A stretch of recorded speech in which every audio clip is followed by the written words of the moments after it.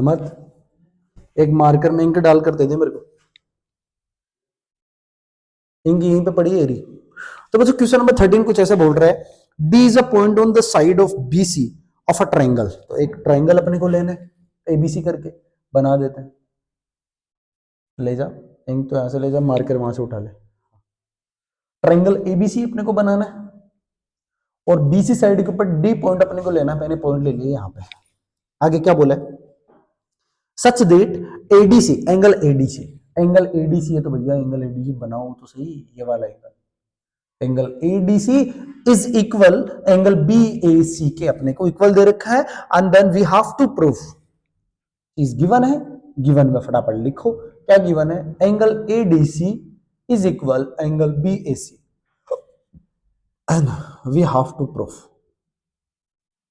what we have to prove that CA square equal to CB dot CD। बच्चों कैसे आएगा, ये basically sides का रेशियो है। CA डॉट CA करोगे तो एक CA नीचे चला जाएगा, CB या CD नीचे आ जाएगा। वैसे करके अपने को साइड्स को अपने को प्रोपोर्शनल बताना, मेन बात वही है। अब साइड्स प्रोपोर्शनल कैसे आती है आप लोगों को सबको पता है कि जब कोई दो ट्रायंगल सिमिलर होते हैं तो भाई CPST कोरिस्पोंडिंग साइड्स प्रोपोर्शनल हो जाती है। अपना मेन टास्क यही है कि कोई ट्रायंगल्स को अपने को सिमिलर प्रूफ करना है, पहचानना यही है कि कौन से वो ट्रायंगल्स होने वाले। पहला angle ADC is equal angle BAC, अपने को ये चीज गिवन है बच्चों।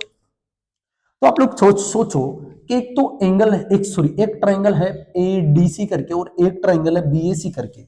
इन दोनों को अगर मैं सिमिलर प्रूफ कर दूं, करो देखिए, तो in triangle ADC and triangle BAC, what kind of things are given? The first thing which is given, angle ADC is equal angle BAC. Why it is equal? Just because it is given. And the next thing, angle C and angle C both are common.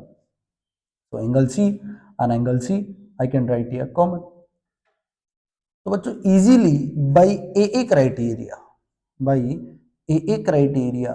we can see that triangle ADC is similar to triangle BAC।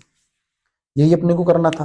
अब बच्चों note करो, इन दोनों triangles के अंदर जो जिनको अपन ने similar proof किया है उनके अंदर कौन सी साइड्स का रेशियो अपने को प्रोपोर्शनल करना है। देखो CA है तो CA तो यही आएगा भैया और CA यहां भी आएगा। तो देखो फर्स्ट और थर्ड अगर ले रहा हूं तो यहां पर भी फर्स्ट और थर्ड लूंगा।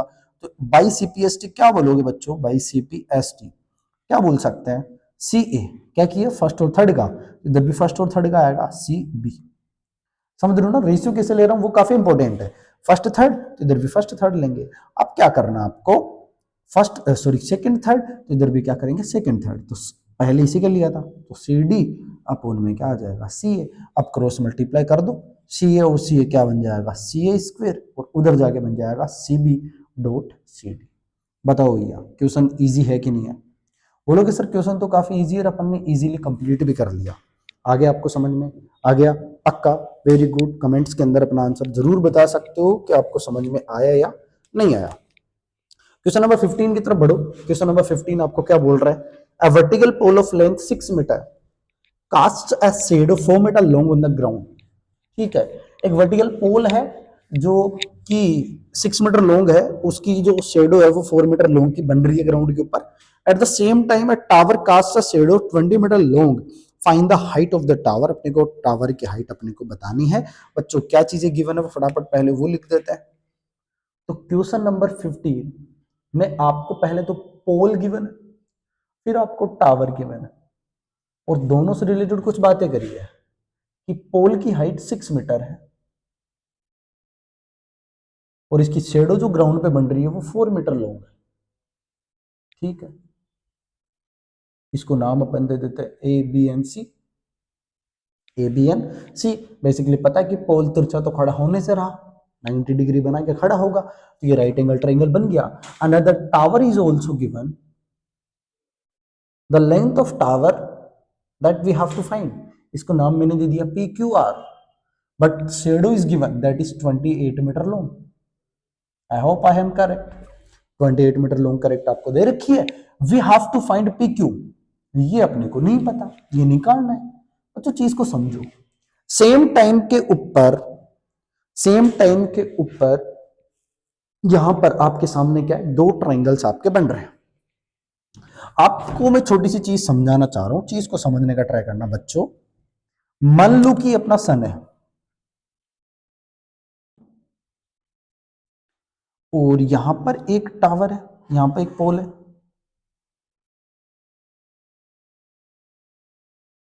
और इधर भी एक टावर है, मान लो इधर भी टावर है, कहीं भी मान लो, इधर मान लो।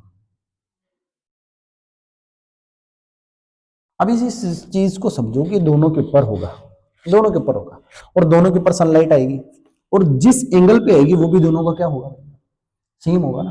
भाई ऐसा थोड़ी कि तुम लोग इंडिया में खड़े हो तो सन अलग है और अमेरिका में जाते दूसरा सन हो गया, नहीं ना। अगर वहां पर भी दोपहर के 12 बज रहे तो बिल्कुल सर के ऊपर, बिल्कुल जस्ट ऊपर होगा, और अगर इंडिया में भी दोपहर के 12 बज रहे हैं तो भी सूरज सन के ऊपर होगा। और हो सकता है कि दोपहर के 12 बजने में इंडिया और अमेरिका में 12 बजने में काफी फर्क हो, काफी टाइम इंटरवल, काफी टाइम जोन का फर्क हो, लेकिन इस चीज को समझो, अगर वहां पर भी दोपहर के 12 बज रहे हैं तो भैया सन बिल्कुल सर के ऊपर होगा, और इंडिया में भी दोपहर के 12 बज रहे हैं तो सन ऊपर ही होगा, सेम टाइम के ऊपर। अब आपके पोल है और टावर है, तो दोनों के ऊपर जो एंगल बनेगा सन रेज को गिरने का, वो क्या होगा, सेम होगा कि नहीं होगा। हाँ सर, बिल्कुल सर सेम तो होगा। तो आप समझो कि ये मान लो हॉरिजॉन्टल है किसका भैया, इसका हॉरिजॉन्टल है सन का, इससे एंगल यहां पे बन रहा है ये वाला, कितने का, थीटा का। तो बताना यहां कितने का बनेगा, थीटा का। बिल्कुल समझ में आया।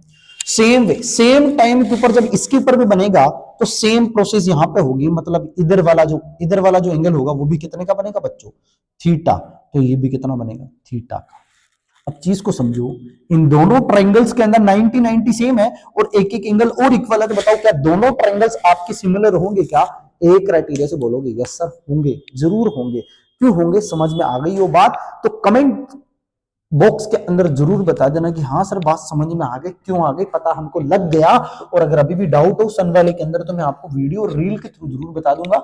इंस्टाग्राम के ऊपर भी आप लोग मेरे को अपने डाउट्स पूछ सकते हो, इंस्टाग्राम हैंडल कमेंट्स बॉक्स के अंदर दे रखा, आप चाहो तो फॉलो भी कर सकते हो। तो अपन क्या बोल सकते हैं, इसका ये वाला एंगल इसके इक्वल होगा, ये चीज आपने प्रूफ कर दी। तो बच्चों पहली चीज तो गिवन क्या है, गिवन भैया ए बी, ये आप लोग डायरेक्टली लिखो, length of pole, length of pole it is given 6 meter, and shadow of pole which is given 4 meter, shadow of tower which is given 28 meter. And we have to find what we have to find, length of tower। बच्चों ये अपने को क्या करना है, find करना है, इसको क्रॉस मार्क। अब बच्चे करोगे क्या, solution, when you will write the solution then you have to write that if, ये आप लोग डायरेक्ट लिखो, triangle ABC will similar to triangle P Q R, बनेगा नहीं बनेगा। आप लोग रीजन लिख सकते हो, बिकॉज भाई ए क्राइटेरिया लिख दो, भाई ए क्राइटेरिया। उम्मीद करता हूं समझ गए होंगे कि ए क्राइटेरिया क्यों लगा। तो भैया अगर ये दोनों ट्राइंगल सिमिलर है तो आप बोल सकते हो कि ए बी अपोन में P Q will equal to B C upon में क्यू आर। तो बताना भैया ए बी की लेंथ कितनी है 6 and P Q is, we have to find, B C is 4 and Q R is 28। अगर मैं कट करूंगा वन टाइम तो ये 7 टाइम कट गया, पी क्यू उधर और 6 7 6 42 अपने पास आंसर आ जाएगा। तो P Q will be 42 metre. तो आप in the end you have to write length of tower, length of tower will be 42 metre. मुस्कुराइए ना, आपका आंसर आ गया। बच्चों कैसे किया, उम्मीद करता हूं समझ गए होंगे। इसी चैप्टर का लास्ट क्वेश्चन एनसीईआरटी का, जो कि काफी अच्छा क्वेश्चन है, उस क्वेश्चन को समझने का ट्राई करना, क्या आपको कह रहा है।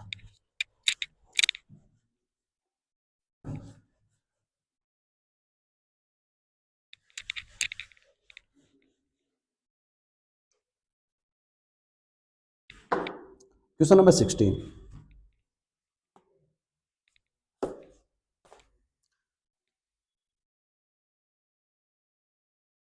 If AD and PM are medians of triangles ABC and PQ, मतलब भैया दो ट्राइंगल्स अपने को दे रखा है एबीसी और पीक्यू, और फटाफट बना दो, और एडी और पीएम दो करके अपने को मीडियंस भी दे रखी है respectively, where triangle ABC will similar to triangle PQ, और प्रूफ करना है। वाह वाह वाह, अपने को एक ट्राइंगल दे रखा है एबीसी, बना दिया ए बी और सी करके, और एक अपने को दे रखा P Q are, P Q और आर, ठीक है। एडी यहां पे इसकी मीडियन है एडी, और पी एम यहां पर इसकी मीडियन है, ठीक है भैया। ओके ओके ओके, तो कुछ चीजें गिवन है, और गिवन में क्या है भैया, triangle ABC is similar to triangle P Q R. कुछ चीज प्रूफ करनी है, प्रूफ क्या करना है, A B upon P Q will equal to A D upon P M, ये चीज अपने को प्रूफ करनी है। सॉल्यूशन की शुरू करता है, सॉल्यूशन शुरू करता है, करेंगे कैसे, दिक्कत वही है, परेशानी वही है, प्रॉब्लम भी वही अपने पास आके खड़ी हो जाती है कि क्वेश्चन को अपन कंप्लीट कैसे करेंगे। डायग्राम भी दे रखा है, बनाया अपन ने, गिवन कुछ था वो अपन ने लिख दिया, और जो चीज प्रूफ करनी है वो भी अपन ने लिख दी, अब सॉल्यूशन करना है।